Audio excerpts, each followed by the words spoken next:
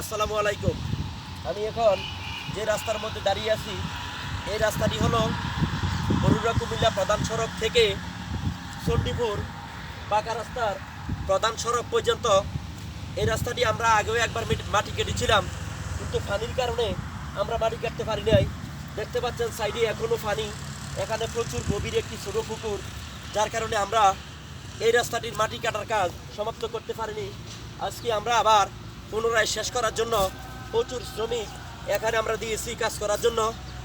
ইনশাল্লাহ আগামী 2-1 দিন সময় লাগবে এই প্রকল্পের প্রথম থেকে শেষ পর্যন্ত কাজ সমাপ্ত করতে।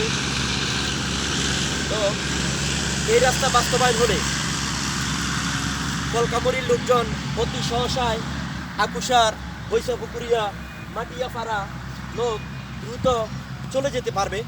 আগে এই রাস্তাটি ছিল না, গত 1 বছর আগেও এখানে রাস্তা ছিল না।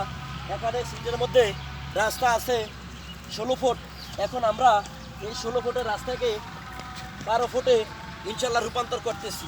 তো এই রাস্তা বাস্তবায়ন হলে সকল লোকের উপকার হবে। আপনাদের মাটি কাটতে কারোর কোনো অসুবিধা হয়?